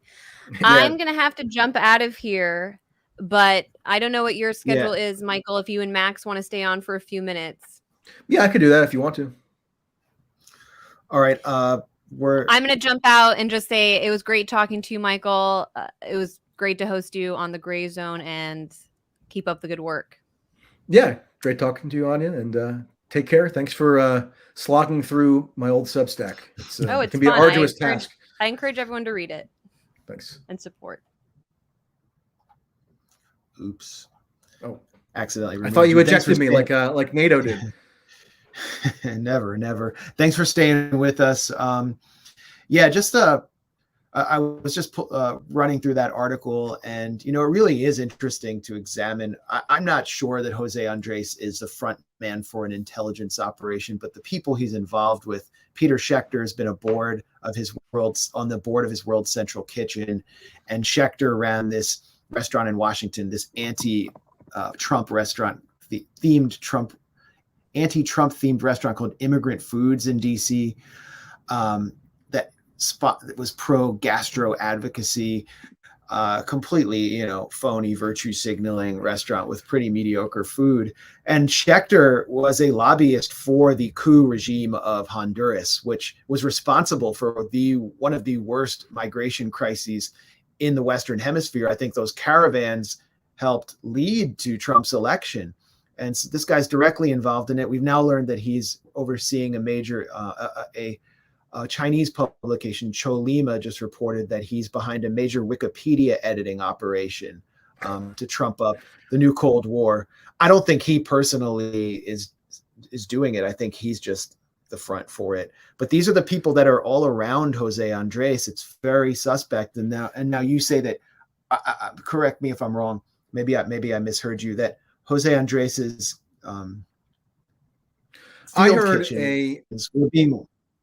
I heard a senior staff member at the World Central Kitchen in their further Ukraine operation talking about how the security apparatus that they're employing to facilitate their provision of aid in Ukraine is run by these special so-called former American Special Forces guys, and they're at the front lines of the fighting in Ukraine.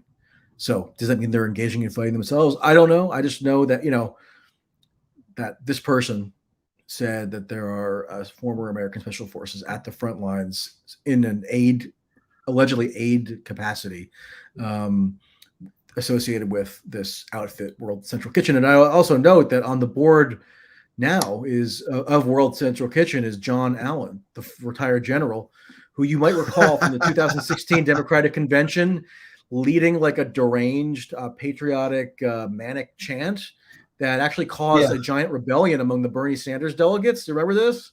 I do. It was a huge surrogate for Hillary Clinton, and was actually demented, it seemed like. And he's now on the board of this Chef Jose Andres, humanitarian outlet. And one of the things that John Allen was railing about at that convention in 2016 was the need to confront Russia and how Hillary would be the person to do it. I remember that very well. And I also remember that same year, it was maybe 2017. I'm going to throw this up on screen. General John Allen, who really was overseeing, drone strikes and so much of the, atrocities that the U.S. committed across the Middle East. Here he is on the board of directors. He wrote a piece, co-authored a piece with Al-Qaeda's de facto lobbyist in D.C., Charles Lister, calling for the U.S. to escalate good friend of yours. Dirty war. Yeah, I love him. Here he is, John Allen, board of directors. Jose Andres is there. He looks artisanal. He's out in the field with of course he has an N95 mask on that he just pulled back because he believes in safety first. And then you just have a straight up killer just right next to him. Why is this guy a board member? He has such like a humble look on his face, like, oh, don't mind me. I'm just sort of here to provide my lending my expertise and my what do they say about him? Let's see. Oh, great. He's president of Brookings. I didn't know that. They don't say a general. He's just a civilian. Yeah. Former commander of NATO International Security Assistance Force and U.S. Force in Afghanistan. So I'm sure all he's interested in is just the pure-hearted provision of aid. He could have no intention beyond that as relates to Ukraine. And anybody who could speculate otherwise is a disgusting conspiracy theorist. Yeah, he's only a graduate with a master's in strategic intelligence from the Defense Intelligence College. So it's purely, just he's into degree in advocacy. I have a degree in the same field, actually, strategic intelligence. Yeah, it's a real field. It's real. It's as real as his position as special presidential envoy to the global coalition to counter ISIL, which was actually just directing a Curtis LeMay style bombing campaign that destroyed half of the city of Raqqa. I mean, no bombing campaign has been more focused and destructive by the U.S. in recent times than that. And this guy now is, and Mosul was up there too, wasn't it? Mosul and Raqqa. Mosul was just absolutely grisly because aside from bombing the city and killing tons of civilians, the U.S. was relying on the PMUs the popular mobilization units to just do the real fighting, while the U.S. troops gave them a little bit of equipment and let them basically be the bullet stoppers. And then after it was all over, the U.S. killed their ultimate commander, Qasem Soleimani, in an assassination when he was on his way to a peace conference. And then what is David Petraeus saying now? Well, he's, of course, making the rounds once again to give his expert commentary on the status of the Russian offensive in Ukraine. And he's saying that what Americans need to understand is that Mariupol is the Ukrainian version of not Mosul, not Raqqa, but Aleppo. So we all need to be cognizant of that. And that should inform whether we think it's morally necessary to contemplate potentially more fulsome intervention.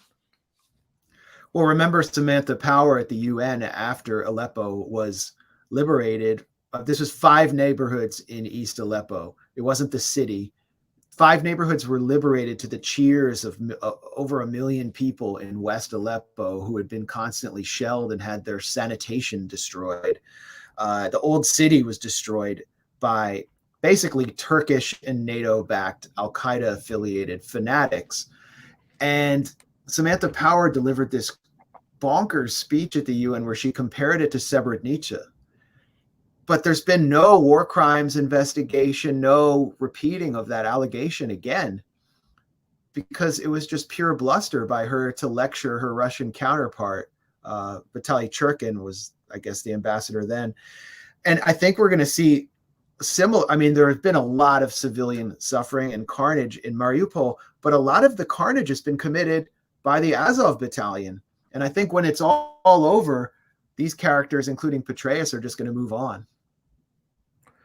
Because they're not going to want to talk about the actual crimes. I mean, there's this guy, Patrick Lancaster. I'm not sure if you're following him. He's an American reporter in Donetsk. And he's been, I've seen it, yeah. Basically, he's been going into the various areas that Ukrainian forces had used as bases. They were, extracted from, killed. Last weekend, he found a woman with a swastika painted in blood on her corpse in the basement of a school that was just littered with Ukrainian uniforms and weapons. I mean, he's interviewing civilians pouring out of there, saying they were shot at by the Azov battalion. And the same damn thing happened in Aleppo. I was going to say, I mean, I don't know. I'm not endorsing with 100% certainty any of the stuff that comes across these Telegram channels, but one of the channels that purports to be reliable from, that is maybe a little bit more Russia sympathetic, but nonetheless, they put out raw footage, and there was footage supposedly of one of these main Azov bases in Mariupol that had just been seized, because the mayor of Mariupol now says that the city has been seized by Russian forces, so it's fallen.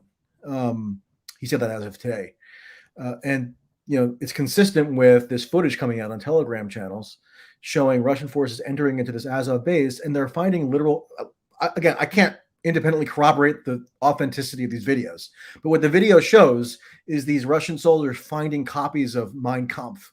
I mean, it's that explicit, apparently. Again, take it with a grain of salt, but at least that's the footage that's being put out. Or maybe that, every Russian soldier was just told by Putin to bring a copy of Mein Kampf and plant it on the Ukrainians. They have it with their MREs and their canteen. Like, they get a copy of Mein Kampf to plant. Well, I think we're kind of at a turning point in the way the war is being perceived. While very few people in the U.S. support Russia's initial action or Russia's decision to go in, video is filtering out, showing what has been going on there for 8 years. And what is taking place now is that Zelenskyy has lost control of his military.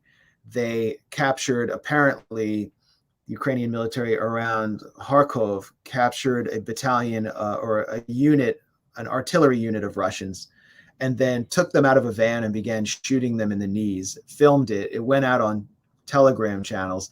Now it's everywhere. I mean, Russian POWs was trending all day yesterday on Twitter, to the point where one of Zelenskyy's advisors actually had to denounce what took place. I was wondering if, it's so extreme. Is it fake? And then Zelenskyy's advisor comes out and denounces it. And it's starting to filter through to the normies, and they're starting to see that Ukraine is not this, vibrant democracy that is just being overrun for no reason, and that they've been committing. It's being genocided, according to Amy Schumer. I don't know if she's getting that information from her uncle Chuck. Yeah, at the Oscars yesterday, Amy Schumer did a little kind of political plea where she somehow managed to tie what she called the genocide in Ukraine to trans rights and women's rights in the U.S. What was the tie-in?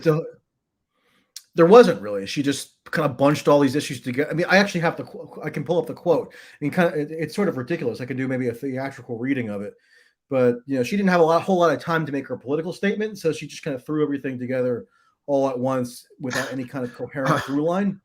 But here's what she said, and I'm not making this up. Anyway, we want to take a moment to congratulate our governor's awards honorees. Danny Glover received a Herschel Award. In addition, Elaine May, Liv Ullmann, and Samuel L. Jackson received Oscars. Liv Ullmann and Samuel L. Jackson are here tonight, and we celebrate all of you, and we thank you for your contributions to cinema. Yes. And there's a genocide going on in the Ukraine, and women are losing all their rights. And now let's please welcome last year's winner. Oh, and trans people for lead actor in a leading role, Anthony Hopkins. That was her political statement. Wait, I got it up here. Hold on. Let's watch this. Yeah, okay. There's going on in the Ukraine, and women are losing all of their rights. And now, please welcome last year's winner and trans people for acting. So last year's winner was and trans people. Well, I gotta watch that again. That was just bonkers. And she's saying it in kind of like, oh yeah, by the way, like it's kind of like, oh yeah, by the way, like, I just want to tell you that there's some. Yeah, I just want to. I'm naughty. I'm gonna say something trans. Going on. No, it's kind of like you're not actually allowed to say this at the Oscars when it's like she's being super transgressive. I got to do this again. Like you got to. I mean, the whole clip is funnier because women are losing all of their rights. And now, please welcome last year's winner and trans people for acting. Okay, the whole clip is funnier because she launches into the thing about genocide in the Ukraine and women losing their rights and trans rights after announcing that Samuel L. Jackson just received some kind of honorary Oscar. Like there's no segue even. Yeah, that's, and then Will Smith comes up and slaps the comedian. It's just, I mean, it looked like the mental ward is. Well, I mean, Amy Schumer, it's sort of interesting because Amy Schumer was, I don't know if you saw this, but over the weekend, there were rumors that Zelenskyy was going to appear at the Oscars. So he was actually going to achieve the most pure culmination of his acting skills and appear at the literal Oscars. And Amy Schumer was the one who was trying to engineer that. She said this. I mean, I don't follow Amy Schumer's career closely, but my interest was piqued given her apparent interest in the Ukraine subject. And she was on Drew Barrymore's show last week saying how she was trying to work behind the scenes to get Zelenskyy at the Oscars. And I don't know. I know Amy Schumer has done a whole lot of political appearances with Chuck Schumer.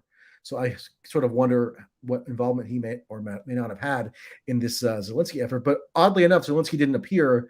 I don't know why. Seems like he addresses every parliament on the face of Earth. So you'd think that he would maybe take the opportunity to get in front of a bunch of eyeballs at the Oscars if it was afforded to him, but apparently not. And Sean Penn had like a conniption fit, saying that he's now going to melt his. He said he's going to smelt. Smelt. He's going to. Okay, he said the word smelt. Whoever smelt it dealt it. So. I forgot that he even won an Oscar. And if you look at Sean Penn's face, he always looks like he's smelling something horrible. He's always like he won. I think didn't Sean Penn win 2 Best Actor Oscars? I think he did. I think he did. I just had forgotten that. One other kind of fun fact. But if he's so passionate about the need for the Academy to honor Vladimir Zelenskyy that he's going to sacrifice his actual Oscar statues that are in his cupboard or something. Well, it's funny that Sean Penn is out there and, was making one of these films that obviously is advancing U.S. imperial objectives and is getting all kinds of funding and support for that, and to be out there. I mean, his father actually was a target of McCarthyism in the House Un-American Affairs Committee, if I'm not wrong. And his father would have never put up with this. I mean, he went against the grain. But Sean Penn was involved. I mean, Sean Penn used to be a punchline as like one of the most nutty Hollywood liberals back in the day, because he was anti-war, anti-Bush. Anti-Bush mostly, right? And he met with Hugo Chavez and all this, and he was the punching bag on like a late night talk show monologues, Jay Leno and whatever. And now I don't know. This seems to. It's interesting because I think the explanation probably is, and maybe tell me if I'm wrong, but liberals are so invested in this as a noble cause that they don't see any contradiction between like their past advocacy, whether it's being anti-Bush or anti-Iraq war or whatever. It seems totally congruous to them, even though it's advocating for proxy warfare. Well, the rallies for no-fly zone, if you notice in mainstream media, are framed as anti-war rallies because it's against Russia's invasion, but they're actually calling for a greater escalation of the war. So that isn't well understood. And you're absolutely right. In liberal intelligentsia on the coasts, Ukraine has taken on this kind of, it's filling the place that Palestine would have occupied if they actually had a conscience, but they don't. And so it's the officially authorized thing of the moment. And this media outlet, Now This News, which does like hip progressive news with like viral clips and stuff, they put out a clip. This is a couple days after the war launched, but Zelenskyy was addressing over Zoom as usual this rally in Germany, and Now This News said it was this big anti-war rally, and Zelenskyy literally was making an appeal for a no-fly zone at the rally. But according to hip progressive, like viral content producers, this is an anti-war rally. I mean,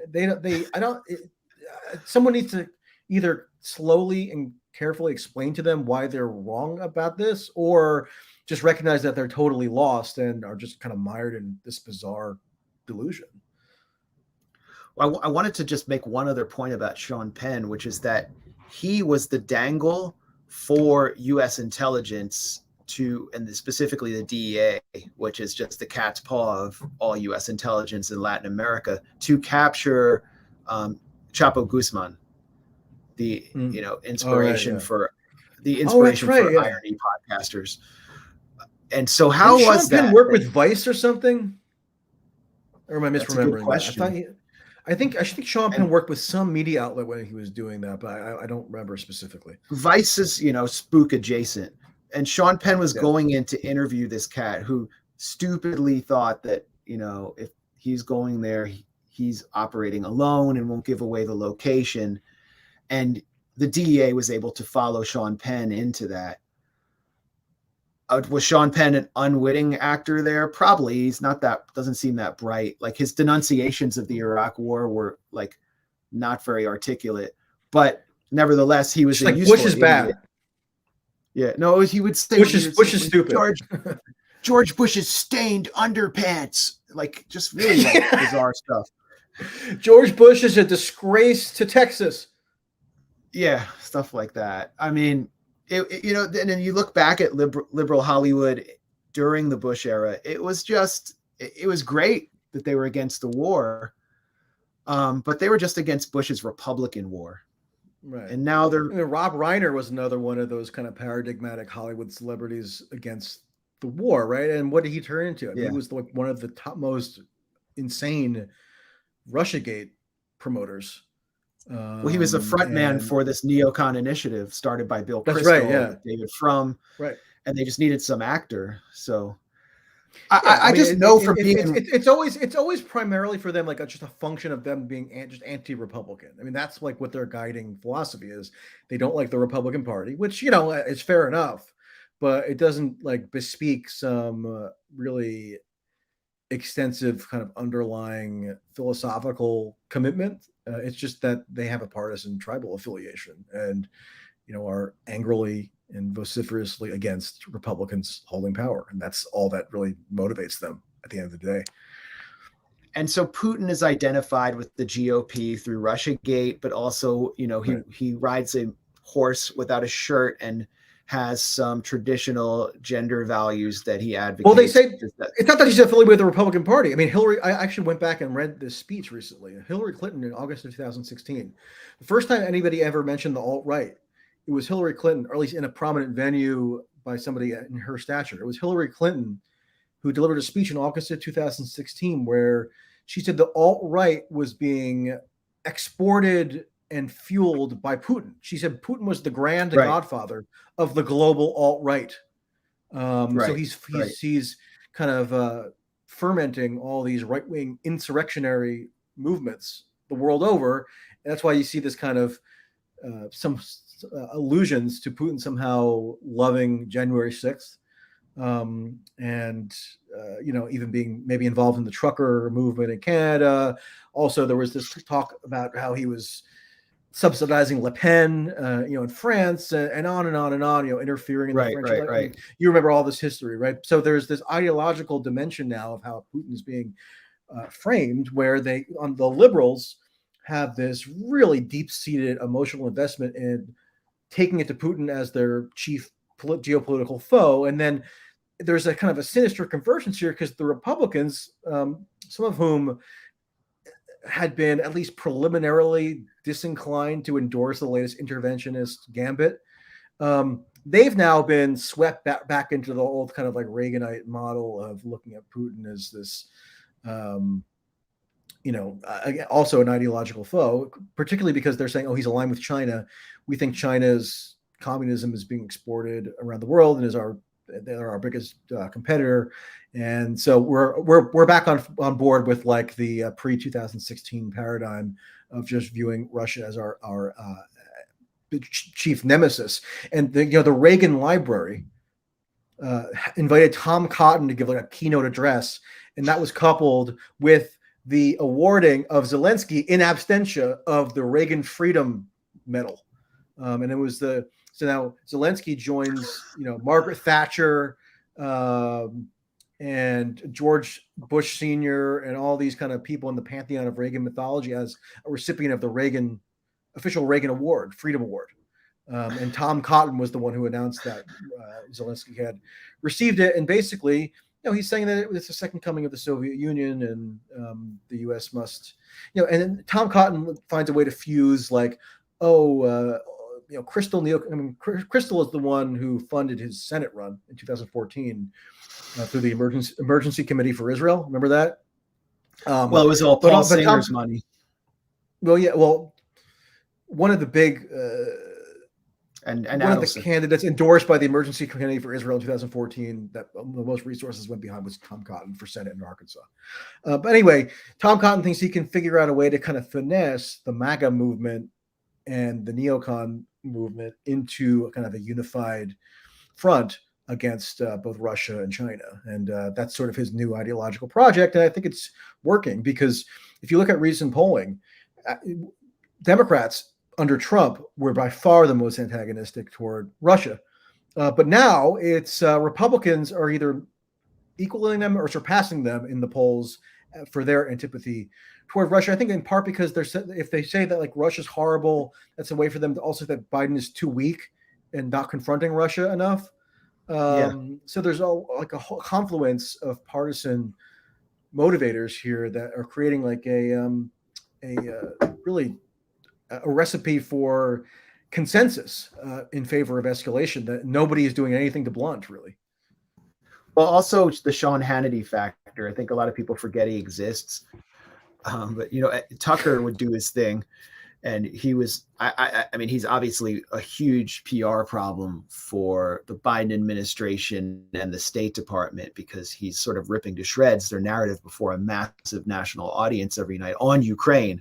So he's really touching the third rail. But then he's immediately followed by Hannity, who's going full scale pro-war, no-fly zone, anti-Russia, when he was defending Trump vociferously against all the Russian. Hannity said we should send in NATO to bomb the Russian convoy around Kiev. Yeah. I want to throw up a clip from another show that we both know and love, and as soon as I can get it on screen and get your comment on this, and then I think we got to ultimately jump off here. But I have another question for you about something that everyone's talking about a famous presidential son. But let's watch this. Just brilliance from Amy Goodman.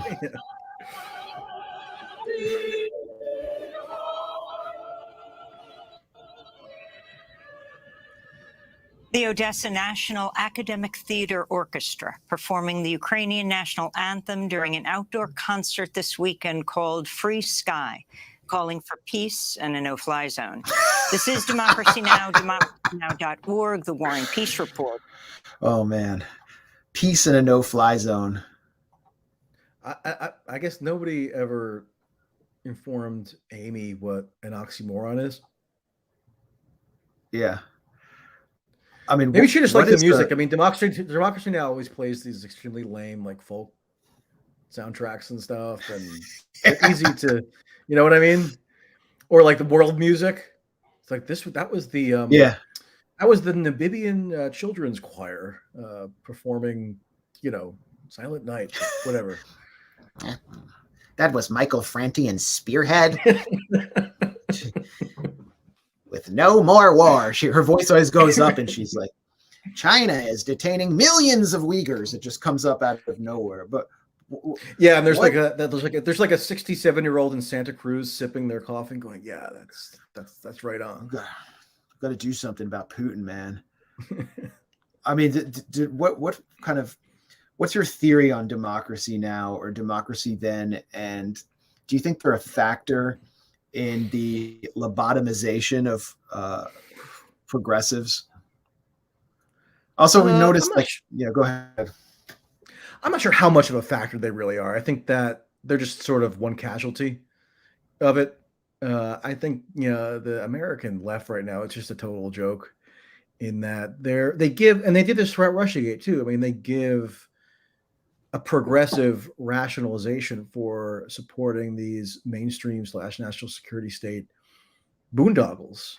During Russiagate, it was like partially to oppose like the unprecedented fascistic menace that was Donald Trump, partially because we can spin this theory about how we're really against him. Like Bernie Sanders does this as well as his aides like Matt Duss and whatever. But say, we're against like the oligarchic wealth hoarding of Russians.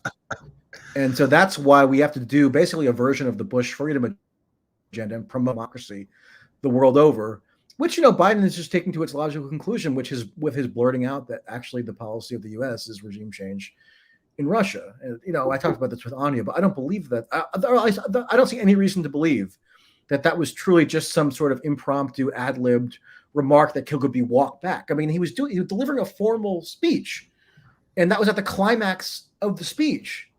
He's doubled down. Yeah, in a venue that was deliberately chosen, Warsaw, Poland, because as I also talked with Anya, I mean, when you go there, Poland is brimming with desire for people to not just. I mean, here's an interesting anecdote. I thought I talked to a couple of Polish liberals, so that they were in Warsaw. They hate the incumbent conservative government. Sort of like equivalent of progressive Democrats in Poland, right?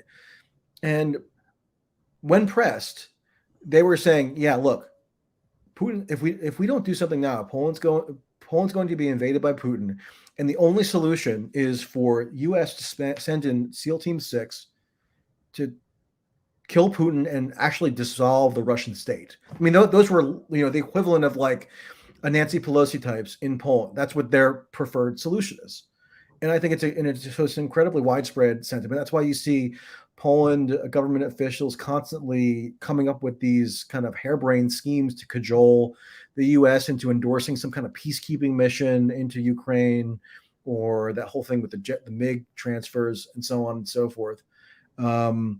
So, yeah, I mean, and back to Democracy Now, I don't think I think it's just a symptom of the depreciation of the left into having any kind of real difference with mainstream liberalism. I mean, they purport to despise mainstream liberalism, but they eagerly united under the auspices of whatever the latest kind of anti-Trump scheme was, whether it was impeachment 1 or 2, Russiagate, Mueller investigation, claiming that, AOC needed to go and ferret out all the new concentration camps that had been erected and so on. The Boogaloo Boys and the Proud Boys are combining to launch a fascist reign of terror that was going to overthrow the government on January 6th. I mean, and on and on and on.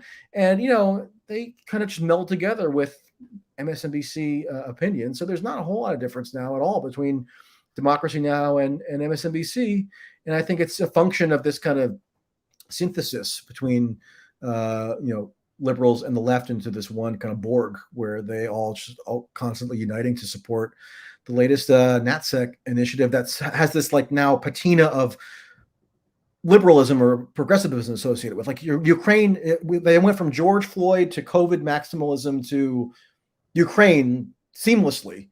And now they have the added benefit of, again, that sort of Republican sentiment also being stoked by guys like Tom Cotton and Hannity and whatever into this crystallization of consensus. And so that's all the left is good for at this point in the U.S., it seems to me, to broaden the establishment coalition behind whatever the laytest scheme is. Right. And they're kind of the street wing of Klaus Schwab. I mean, that's what it feels like in so many senses.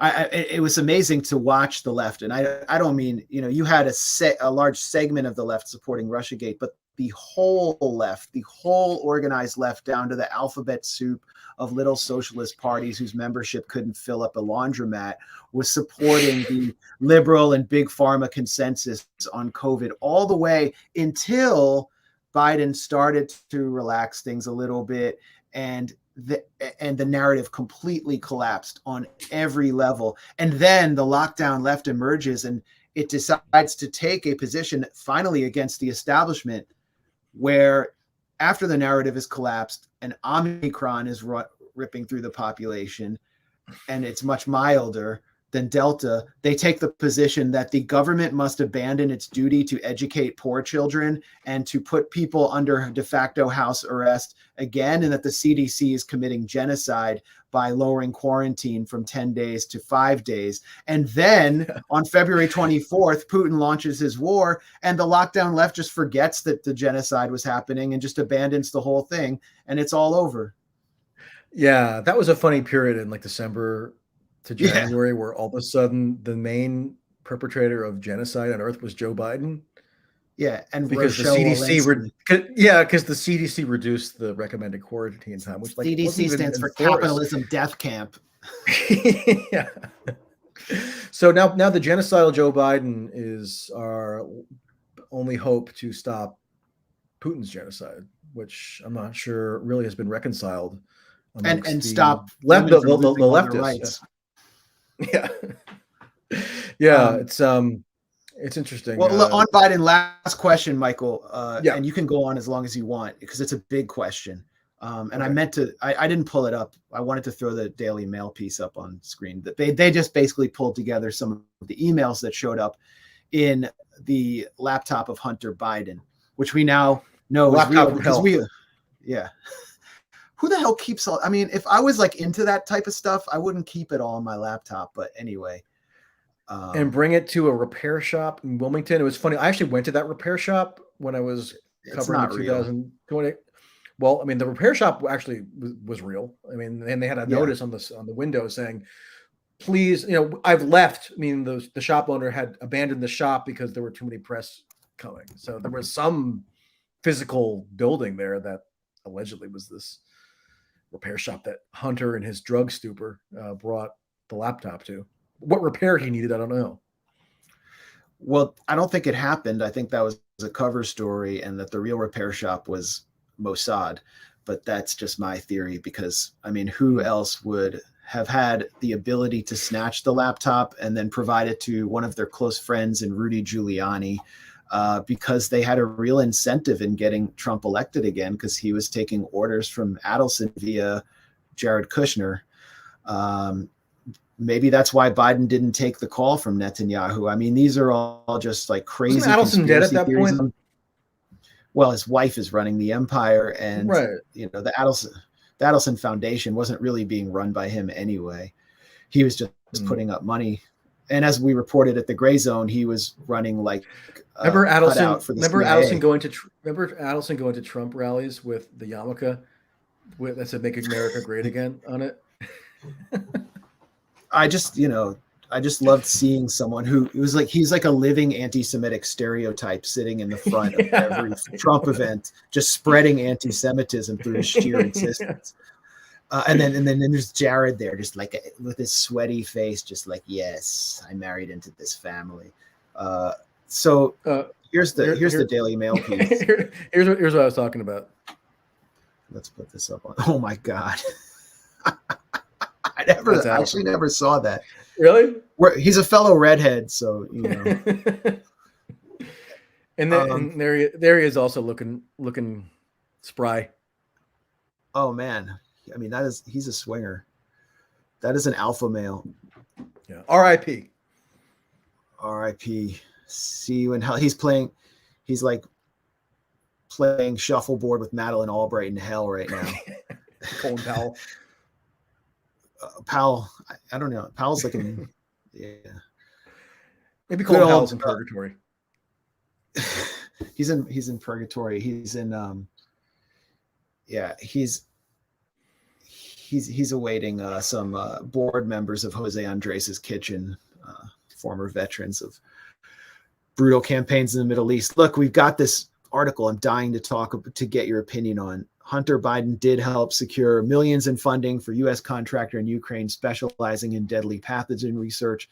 Laptop emails reveal, raising more questions about the disgraced son of then vice president. Okay, there's so many layers here, but there's this company that then you don't have to really necessarily comment. But there's so many layers we could talk about, and I'll just throw out a few issues. Why did the establishment media, which called the laptop a Russian disinformation operation, decide to confirm it now? Does it say something about the future of Biden himself? What do you think is significant about the contents of the laptop that you've seen so far? And what do you make of this biolab story, which was brought forward by the Russian security apparatus and is now finding confirmation in Hunter Biden's laptop, apparently through this company Metabiota, which was the contractor like EcoHealth Alliance was at the Wuhan Institute of Virology. It was the contractor through the Department of Defense to administer some of these biolabs in Ukraine. Well, ostensibly, the reason the New York Times sought to confirm the authenticity of the emails on this hard drive was because they were reporting on the status of the grand jury investigation into Hunter Biden in Wilmington, Delaware, having to do with his tax delinquency, right? So over the course of that, apparently they confirmed, with whom we don't know, the authenticity of at least some of these emails. Although Ben Schreckinger, who wrote a book, who's a political reporter but actually pretty dogged on this issue, published a book last September where he already provided ample evidence of the authentication of the emails. So the New York Times, of course, as they sometimes do when it's convenient, they take a couple months just to kind of test the waters. I'm not going to I don't really want to extrapolate any kind of grander political agenda behind it, except to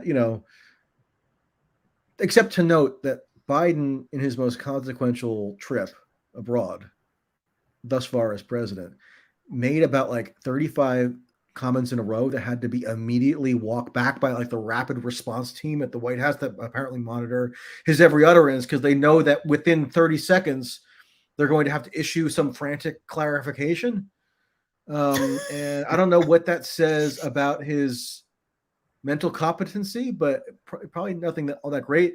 I mean, look at that clip that Anya played it earlier of him in Yeshev Airport talking to the 82nd Airborne. He sounds like he's he sounds like he's dozing off. I mean, he can barely even string a sentence together. And he's a 79-year-old guy with probably had jet lag, so it's not the craziest thing in the world. But if there are machinations behind the scenes to say, look, Joe, as far as re-election goes, maybe it's a bit of a liability with your age and this grand jury thing in Delaware with Hunter and whatnot and so on and so forth, for you to consider bowing out, and then hopefully we can get, I don't know, Pete Buttigieg to run, or because I think even most Democrats understand that Kamala Harris is a non-starter in a general election. I mean, just that laugh alone is enough to lose, I would think, Michigan. So she was racking up delegates in the primary. Yeah. Well, Tulsi Gabbard famously got more delegates than Kamala Harris in the 2020 Democratic primaries, thanks to American Samoa. So I mean, would it be shocking if there were certain machinations to kind of gently usher Joe aside by Obama? Well, yeah, potentially. No, it wouldn't be shocking. That said, I'm not going to draw a strict kind of causal connection between that theory and whatever the Daily Mail is reporting, which I, as I said, haven't read. Yeah. Well, check it out. I'm not going to offer any theory. I would just kind of raise the following question about these biolab stories. And, they're not only in Ukraine, or we saw a huge controversy over gain of function research at the Wuhan Institute of Virology. Whether or not that's the origin of COVID, I can't say, but they're playing God over there, and they're outsourcing it and running it through NGOs, which are essentially intelligence or Pentagon fronts, like EcoHealth Alliance.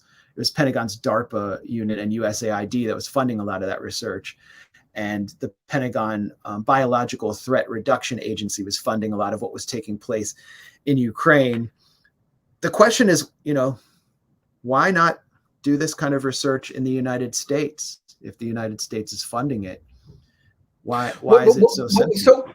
What was so amazing about the pushback against anybody discussing the possibility that the U.S. government could be testing biological warfare processes is that the U.S. government has admitted that it does exactly that extensively. I mean, it's not like they try to hide it. There was a GAO report that I dug up from 2008, was 2004, I think, that was done at the direction of these old-time senators like John Warner, Republican for Virginia, Carl Levin, and these guys, and where they report that the Pentagon had done biological warfare testing in even places like Canada and the UK from the 70s onward, 60s and 70s, and to the point where they don't even have records over who they know that foreign civilians were infected by whatever biological agents were being cooked up, but they don't have extensive documentation of who these civilians were, but they just know that there were civilians affected, right? So this is not like some fringe, alternative media person saying this. This is the U.S. government's own investigative authorities saying this, but people wrote it off as so ridiculous and far-fetched that it wasn't even more, it was despicable to even mention as a plausible possibility. So what are they doing? I mean, what they do, what they always try to do in these situations, which is that they use the moral fervor around the need to be doing incessant condemnations of Russia and nothing else for a month straight. They do that to kind of whitewash the record of the U.S. government in preceding years and decades, because to bring up past U.S. Actions is somehow perceived as an implicit justification or defense of Russia right now, which of course it need not be. But that's the way it's depicted. And so they have like an extra kind of weapon in their arsenal to preclude any thoroughgoing debate around U.S. policy, which is part of the reason why I went to Poland in the first place, because like there's not enough coverage of the nature of this proxy war. And I'm not saying I know, uncovered the whole scope of it myself. I'm just one guy with a Substack. But I tried to at least fill in some of the details. And but the only thing that you're allowed to do, apparently, as a good, serious journalist right now, is to go to Lviv and just recite what the latest operational updates are for the day from Ukraine government sources who send it directly to your inbox. Lviv, it's Lviv, and it's Kyiv. But, we have a lot of people. Lviv, Kyiv, I don't know. Who cares? No, all the reporters are making a real point of pronouncing these cities in the Ukrainian accent as opposed to the Russian accent, because the Russians call it Lvov, and they want to show that they're on the right side. Well, it's a political statement to spell Kiev with a Y. Yeah, and they all are doing. I refuse to do it, not because I want to make any particular political statement, but because like up until last month, it was just spelled with an I in most coverage, as far as I can see. So like, why should I mean, in this kind of like all solidaristic expression of war militancy, I'll change the way I spell the name of a city? Because that's genocide, Michael, and you're calling for throwing them in the sea if you do that. But just to wrap up, I mean, some people in the chats are pointing. I think I'm also threatening trans people by spelling Kiev with a I. Yeah, you're dead naming the Ukrainian capital, which is banned on Twitter. That's a good tweet. Actually, you should tweet that. I try to stay away from anything gender related on Twitter because I'm already like fighting. Probably a good idea. You don't want to introduce that theater of warfare into your daily routine if you can avoid it. Yeah, I mean somehow it'll get introduced, like somehow. But I'm just like, I'm not going to fall for the bait right now. I'm sticking to, being a anti-Semitic, Assadist, genocide denying anti-vaxxer, and I'll leave that stuff for another time. But you sounds friendly. Yeah, just look at my Wikipedia page; it's all there.